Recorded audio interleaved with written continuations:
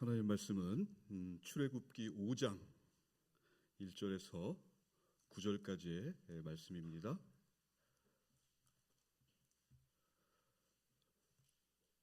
구약 성경 86면쯤에 있습니다. 출애굽기 5장 1절에서 9절까지의 말씀을 함께 교독하시겠습니다. 그 후에 모세와 아론이 바로에게 가서 이르되 이스라엘의 하나님 여호와께서 이렇게 말씀하시기를 내 백성을 보내라. 그러면 그들이 광야에서 내 앞에 절기를 지킬 것이니라 하셨나이다.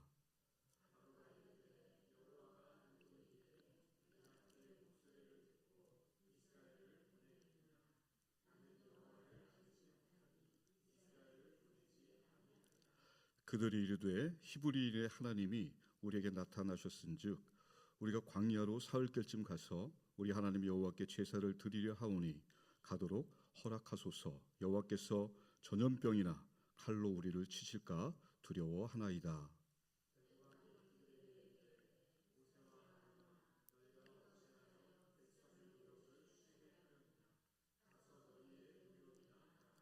바로가 또 이르되 이제 이 땅의 백성이 많아졌거늘 너희가 그들로 노역을 쉬게 하는도다 하고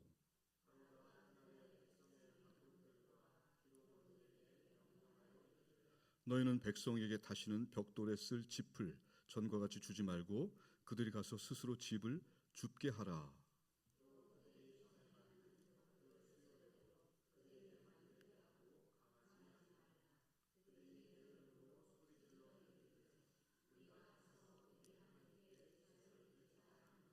함께 읽겠습니다. 그 사람들의 노동을 무겁게 함으로 수고롭게 하여 그들로 거짓말을 듣지 않게 하라. 이는 하나님의 말씀입니다. 아멘. 기도하시겠습니다. 하나님 아버지 은혜를 감사합니다. 수요 말씀 강좌로 저희를 불러주시고 이렇게 또 말씀 앞에 세워주시니 감사를 드립니다. 성령 하나님 이곳 함께 하셔서 말씀으로 우리 성도님들 위로하여 주시고 새 힘을 얻을 수 있도록 도와주시옵소서. 설교자 입술을 오직 주님께만 의지합니다. 감사합니다. 사랑합니다. 예수님의 이름으로 기도드립니다. 아멘. 부활절 셋째 주일을 지나는 3일 저녁입니다. 날마다 부활의 능력으로 살아가고 계십니까? 우리가 부활의 능력 또 기쁨으로 살아가야 한다는 건 잘 알지만 현실은 만만치 않습니다. 말씀대로 살려고 할수록 우리 생활 속에서 또 오해를 받거나 또 복음을 전할 때 공감받지 못하는 경우가 있으시죠? 신자라고 해도 차라리 나서지 않고 망각하며 조용히 살고 싶은 때가 종종 있습니다. 망각하니까 생각나는 시가 있습니다. 제가 좋아하는 시 가운데 T.S. 엘리엇이라는 사람의 황무지라는 시인데요. 지금 4월이죠.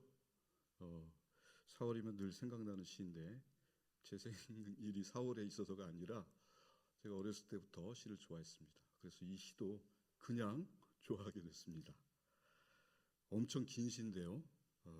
그렇기 때문에 앞에 도입부만 잠깐 소개하겠습니다. 이렇게 시작합니다. 4월은 가장 잔인한 달. 들어보셨죠? 그런데 이 한 문장은 들어보셨을 텐데 다음은 모르실 거예요. 4월은 가장 잔인한 달. 죽은 땅에서 라일락을 키워내고 기억과 욕망을 뒤섞으며 봄비로 잠든 뿌리를 깨운다. 겨울은 오히려 따뜻했다. 망각의 눈으로 대지를 덮고 마른 뿌리로 겨우 목숨을 먹여 살렸으니. 무슨 내용인지 이해가 가십니까? 4월이 잔인하다는 이 시는 평생 많이 들어보셨을 겁니다. 그런데 왜 4월이 잔인한지는 잘 모르시겠죠. 자, 4월이 잔인한 이유는 잠든 뿌리를 깨우기 때문입니다. 4월 이전은 봄이 아니고 겨울이잖아요. 그렇죠? 그런데 시인은 오히려 겨울이 더 따뜻하다고 말합니다. 겨울이 추운데. 그런데 겨울이 따뜻한 이유가 뭐냐면 이 시에는 역설이 많이 들어있어요. 역설이 뭡니까? 이치에 맞지 않고 또 모순되지만 앞뒤가 안 맞지만 곰곰이 생각해 보면 아 그렇구나 깨닫게 되는 거잖아요. 우리 예수님께서도 비유의 말씀에 역설적인 표현을 많이 쓰셨거든요. 가령 뭐 나중된 자가 먼저 된다. 그 다음에 선하지 않은 사마리아인이 선한 사마리아인이 되고요. 또 아주 작은 겨자씨가 나중에 크게 된다. 이렇게 역설을 말씀하셨는데요. 이 역설을 쓸 때는 오히려 메시지가 더 크게 드러나 보이는 장점이 있습니다. 아무튼 겨울이 왜 따뜻할까요? 이 시에서는 망각의 눈으로 대지를 덮여 있기 때문에. 망각이 뭔가요? 잊지 않아야 되는데 자꾸 잊는 거잖아요. 기억해야 하는데 기억하지 못하는 것. 그래서 오히려 더 따뜻하다고 하는 거예요. 자, 무슨 말씀이냐면 여러분 모르는 게 약이다 그런 말 있잖아요. 그러니까 차라리 모르고 사는 게 편안하다. 그래서 망각으로 덮여 있는 겨울이 더 따뜻하다 이렇게 이야기하는 것입니다. 자, 진리 우리가 망각하지 않고 딱 깨닫는 순간에는 진리를 알게 되잖아요. 근데 그 진리가 더 불편하다. 왜냐하면 진리이기 때문에. 그래서 진리를 모르는 겨울이 차라리 더 따뜻하다 이렇게 역설적인 표현을 한 겁니다. 우리 성도의 삶도 그렇잖아요. 복음을 모르고 살면 편안할 텐데 그렇죠? 이제 복음을 알았어요. 예수 믿고 하나님 뜻을 알았어요. 더 편안해지셨나요? 더 고되죠. 왜냐하면 진리를 알았기 때문에 그렇습니다. 본도 보여야 되고 성도로서 또 봉사도 해야 되고 선교도 해야 되고 또 내 인내도 내 신앙도 더 단련해야 되잖아요.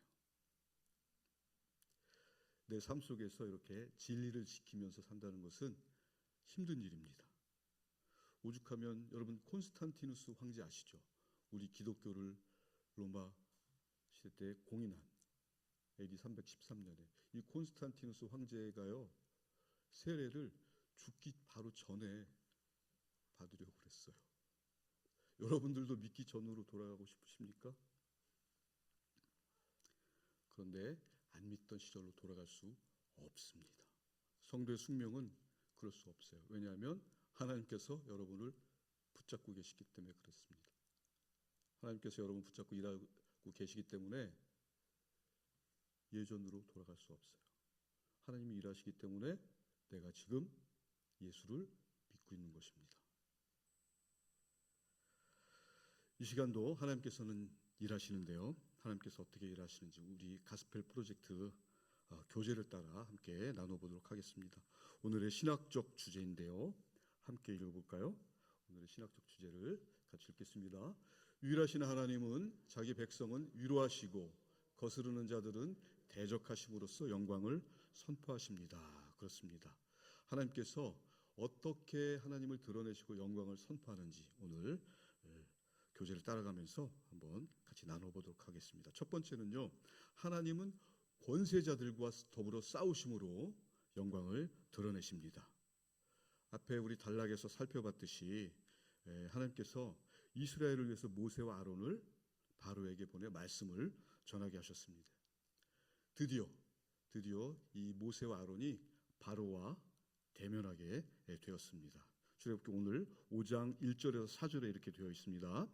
그 후에 모세와 아론이 바로에게 가서 이르되 이스라엘의 하나님 여호와께서 이렇게 말씀하시기를 내 백성을 보내라. 그러면 그들이 광야에서 내 앞에 절기를 지킬 것이니라 하셨나이다. 바로가 이르되 여호와가 누구이기에 내가 그의 목소리를 듣고 이스라엘을 보내겠느냐. 나는 여호와를 알지 못하니 이스라엘을 보내지 아니하리라. 그들이 이르되 히브리인의 하나님이 우리에게 나타나셨은즉 우리가 광야로 사흘길쯤 가서 우리 하나님 여호와께 제사를 드리려 하오니 가도록 허락하소서. 여호와께서 전염병이나 칼로 우리를 치실까 두려워하나이다. 애굽 왕이 그들에게 이르되 모세와 아로나 너희가 어찌하여 백성의 노역을 쉬게 하려느냐 가서 너희의 노역이나 하라. 자, 모세와 아론은 바로에게 하나님께서 우리를 보내셨다라고 말합니다. 그리고 광야에 가서 하나님께 예배할 수 있도록 하나님의 절기를 지킬 수 있도록 보내달라 정중하게 지금 요청하고 있는 것입니다. 그런데 바로는 뭐라고 합니까? 내가 왜? 나는 하나님 알지 못한다. 내가 왜 너희 하나님의 말을 따라야 하느냐 반문하고 있어요. 이제 얼마 후면 하나님의 징벌을 받고 하나님 알게 되겠지만 지금은 이제 알지 못하는 상태니까 빳빳하게 나오죠. 아주 거만하게 나옵니다. 그렇다고 그냥 물러설 모세와 아론이 아니죠. 당시 바로는 세계 최고의 권력을 가진 왕이었어요. 그럼에도 불구하고 모세와 아론은 당당합니다. 왜 그렇습니까? 모세와 아론 뒤에는 하나님이 계셨잖아요. 하나님 백 믿고 이렇게 당당할 수 있었던 것입니다. 자, 지금 하나님께서 모세와 아론을 통해서 세상의 권력은 내 앞에서 아무것도 아니다 라고 하나님의 영광을 드러내시고 계신 장면이에요. 모세와 아론이 세계 최고의 강대국인 가장 지위가 높은 바로 앞에서 당당하게 나타낼 수 있었던 것은 하나님께서 모세와 아론을 통해서 영광을 드러내고 계시기 때문인 것입니다. 자, 이 모세의 믿음을 히브리서에서는 이렇게 표현했어요. 히브리서 11장 27절에 이 말씀이 기록되어 있는데요. 이때 모세의 용기를 이렇게 평가합니다. 함께 읽어볼까요? 믿음으로 애굽을 떠나 왕의 노함을 무서워하지 아니하고 곧 보이지 아니하는 자를 보는 것 같이 하여 참았으며. 아멘. 자, 우리 성도들도 모세의 믿음처럼 보이지 않는 하나님을 신뢰해야 한다는 것입니다. 그런데 실상은 어떻습니까?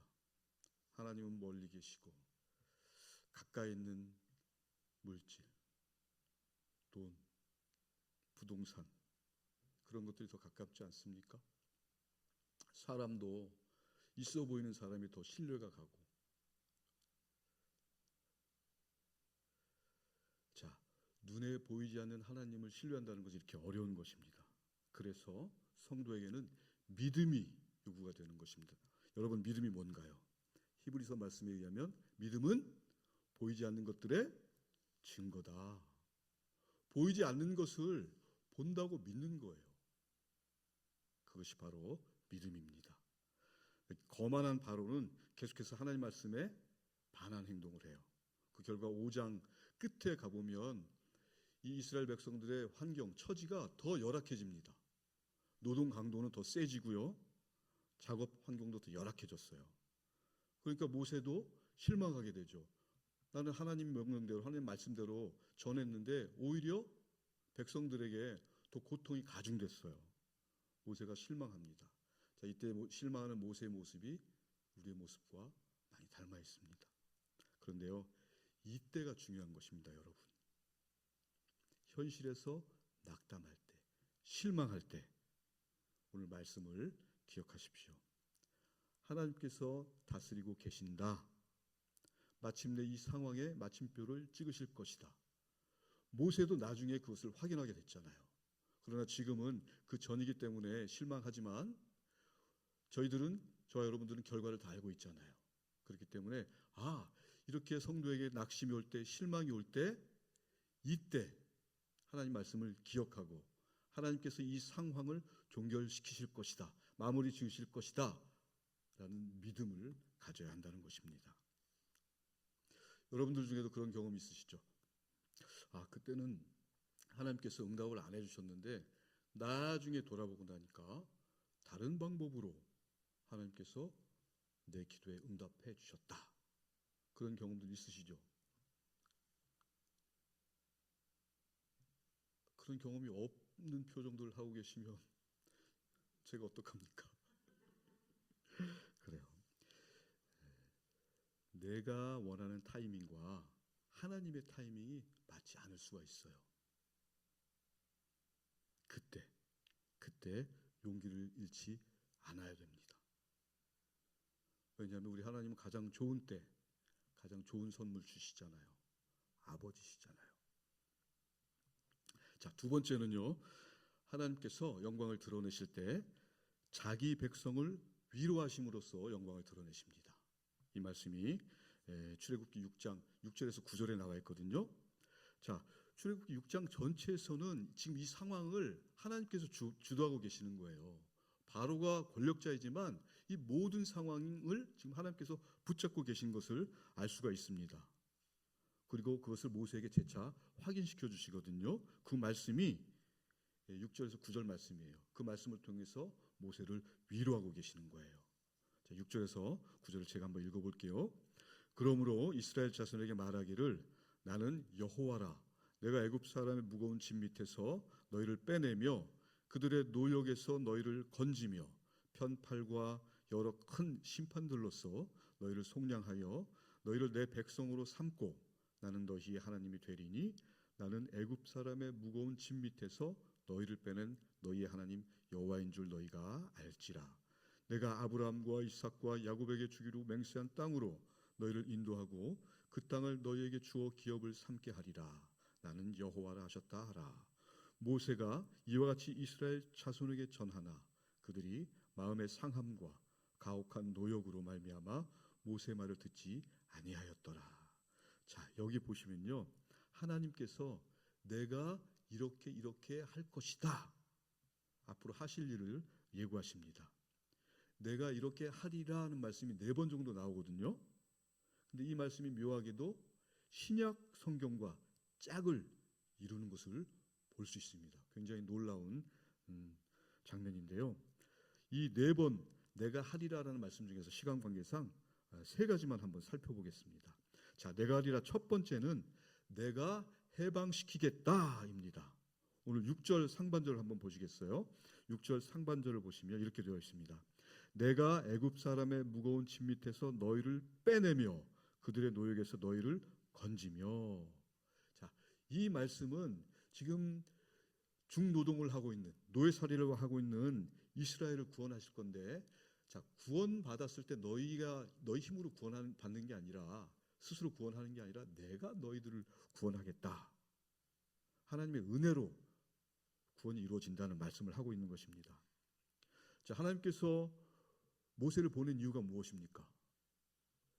이스라엘 백성을 통해서 광야에서 하나님의 절기를 지키기 위해서 건져내셨잖아요. 그리고 그렇게 하셨고 또 이스라엘 백성들도 광야에서 하나님 절기를 지키게 되는 것이죠. 신약 성경에도 비슷한 말씀이 있어요. 갈라디아서 1장 4절에 있는데요. 한번 보시겠습니다. 함께 읽으면 좋겠습니다. 그리스도께서 하나님 곧 우리 아버지의 뜻을 따라 이 악한 세대에서 우리를 건지시려고 우리 죄를 대속하기 위하여 자기 몸을 주셨으니. 아멘. 하나님께서는 우리 신약 성도들에게도 같은 은혜를 베푸신 거예요.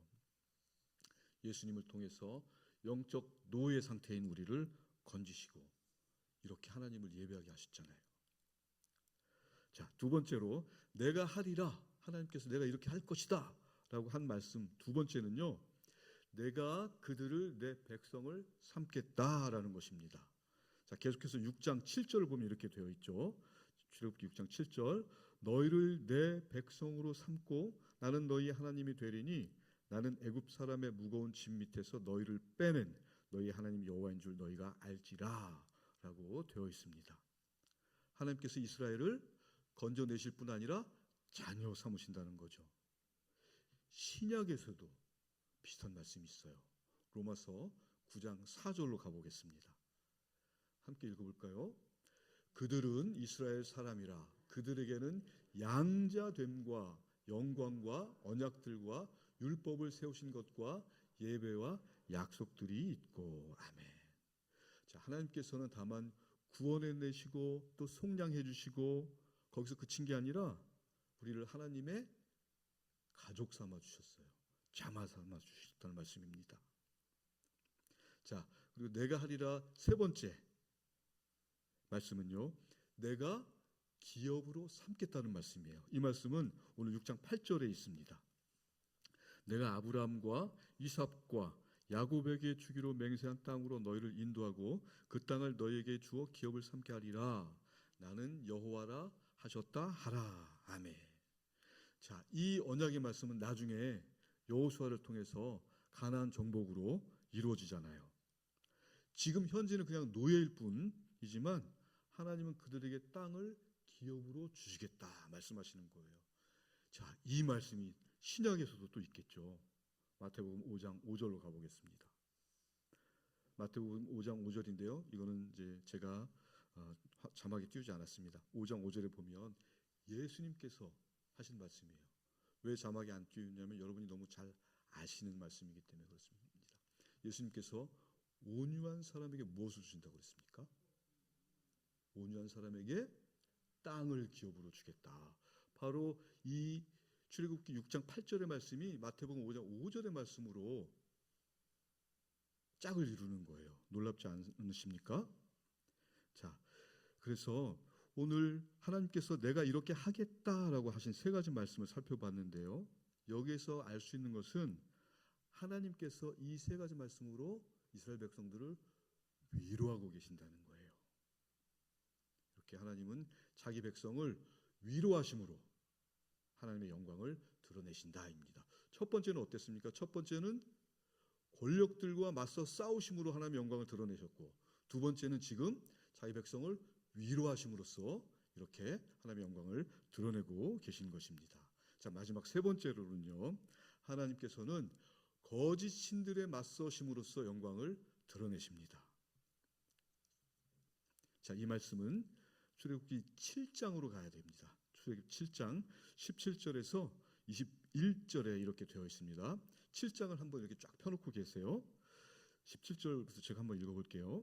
여호와가 이같이 이르노니 네가 이로 말미암아 나를 여호와인 줄 알리라. 볼지어다 내가 내 손에 지팡이로 나일강을 치면 그것이 피로 변하고 나일강의 고기가 죽고 그 물에서는 악취가 나리니 애굽 사람들이 그 강물 마시기를 싫어하리라 하라.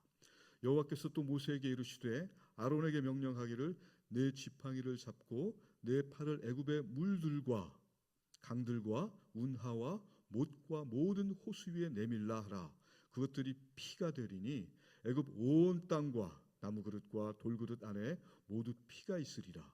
모세와 아론이 여호와께서 명령하신 대로 행하여 바로와 그의 신하의 목전에서 지팡이를 들어 나일강을 치니 그 물이 다 피로 변하고 나일강의 고기가 죽고 그 물에서는 악취가 나니 애굽 사람들이 나일강 물을 마시지 못하며 애굽 온 땅에는 피가 있으나 라고 되어 있습니다. 계속해서 24절과 25절도 읽어보겠습니다. 애굽 사람들은 나일강 물을 마실 수 없으므로 나일 강가를 두루 파서 마실 물을 구하였더라. 여호와께서 나일강을 치신 후 이래가 지나니라. 아멘. 자, 여러분, 나일강은 애굽의 생명줄입니다. 이 강은 애굽의 식수일 뿐만 아니라 이 강을 통해서 농사를 짓게 되고 또 이 강 수로를 통해서 모든 경제 활동이 이루어지는 것이에요.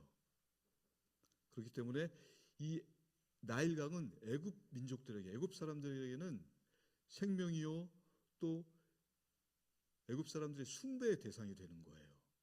거의 신적인 존재가 되는 것이죠. 나일강이 그들의 창조주고 공급자가 되는 것입니다. 자, 그런 나일강을 하나님께서 지금 치셨어요. 자, 나일강을 치셨다는 의미는 하나님께서 그 배후에 있는 거짓된 이방신, 즉 그들의 사상을 치신 겁니다. 오늘날도 사람들은 나의 안심을 위해서 거짓 신들을 찾습니다. 무당을 찾는 사람들은 말할 것도 없고 우리 성도들도 지나치게 건강을 생각해서 건강 염려증이 생기기도 해요. 또 권력이나 돈을 쫓다가 망하는 경우도 성도들 간에 비일비재하게 일어납니다.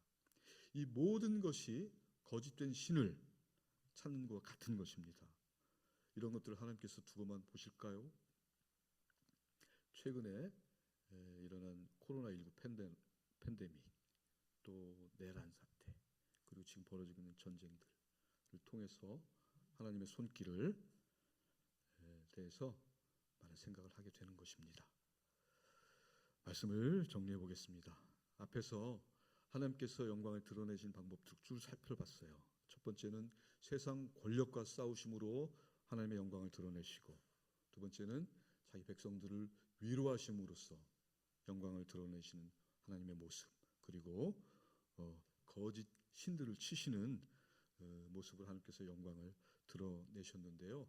한마디로 이 주제에는 나 여호와가 있느니라 라는 거예요. 하나님께서 바로에 맞서서 재앙을 일으키심으로써 영광을 드러내셨잖아요. 그 모습을 보면서 우리는 하나님의 경외감을 느낄 수밖에 없습니다. 그리고 자녀들에게 기업을 주시면서 위로하시는 것을 통해서 하나님께서 영광을 나타내시는데요. 우리 성도들은 비록 낙담하는, 실망하는 순간에도 하나님께서 주시는 위로를 통해 하나님을 신뢰할 수 있는 것입니다.